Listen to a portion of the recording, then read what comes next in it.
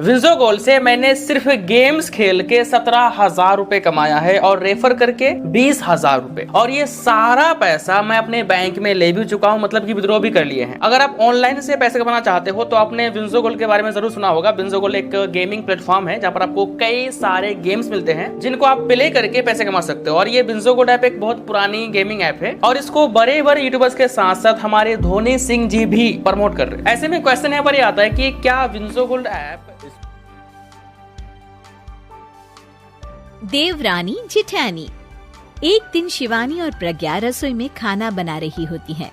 तभी प्रज्ञा को रसोई में एक चूहा दिखता है और वो जोर से चिल्ला पड़ती है, दीदी वो देखो चूहा। वो डर के स्लैब पर चढ़ जाती है। अरे चूहा ही तो है, तू तो ऐसे डर रही है जैसे तूने कोई भूत देख लिया हो। कितनी डरपोक है तू भी ना प्रज्ञा। आप ज्यादा हंसो मत दीदी, हर इंसान को किसी न किसी चीज से डर लगता है। लगता होगा, पर मुझे तो किसी चीज से डर नहीं लगता। मैं तो बहुत बहादुर हूँ, पर तू हद कर दी भाई, एक चूहे से डर गई है। एक दिन प्रज्ञा अपने कमरे से बाहर निकल रही होती है और तभी शिवानी उसे पीछे से आकर डरा देती है। प्रज्ञा एकदम से उछल पड़ती है। दीदी ऐसे भी कोई मजाक करता है क्या? अरे जरा अपनी शक्ल तो देख, एकदम बैंगन की तरह नीली पड़ गई है। अरे मेरी देवरानी इतनी बड़ी डरपोक है, मुझे तो पता ही नहीं था। आप ऐसे चौंकाओगे तो कोई भी डरेगा ना? अरे नाना, कोई बहाना अब काम नहीं आएगा। आज से ना तुम्हारा नाम है डरपोक प्रज्ञा। शिवानी प्रज्ञा का मजाक उड़ाकर चली जाती है। प्रज्ञा शिवानी की मजाक उड़ाने की आदत से परेशान हो जाती है। जब देखो मेरा मजाक उड़ाती रहती है, इनकी शिकायत तो मम्मी जी से करनी ही पड़ेगी मुझे।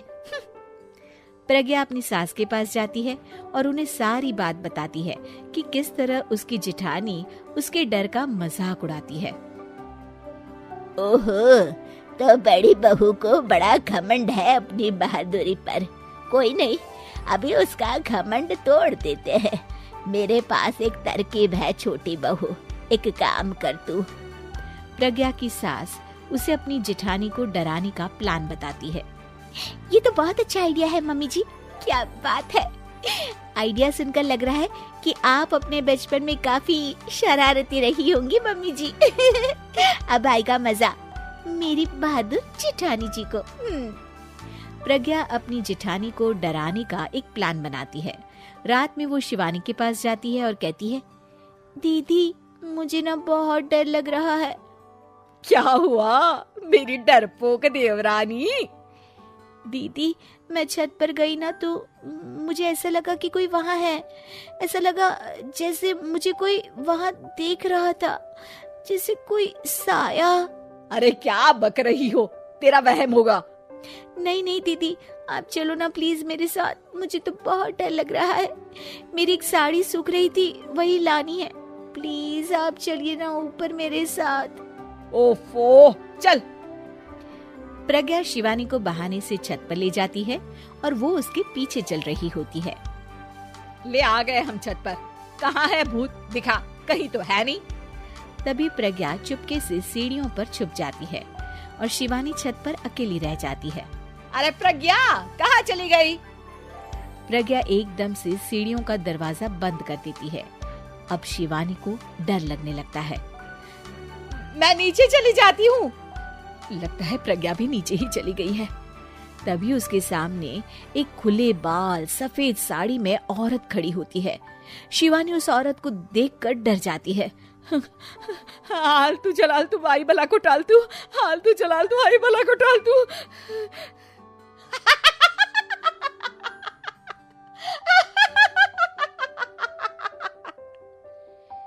चुड़ैल की हंसी सुनकर शिवानी बुरी तरह डर जाती है। नहीं नहीं, मुझे छोड़ दो, भगवान के लिए मुझे छोड़ दो। नहीं नहीं नहीं नहीं नहीं नहीं नहीं, नहीं। मैं तुझे नहीं छोड़ूंगी, मैं तेरा खून पी जाऊंगी। तभी चुड़ैल की हंसी उसकी सास की हंसी में बदल जाती है।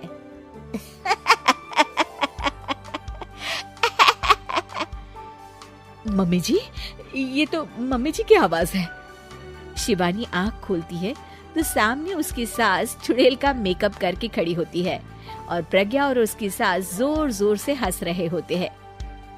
क्यों मेरी बहादुर जेठानी जी, आप तो कहती थी कि आप किसी से नहीं डरती।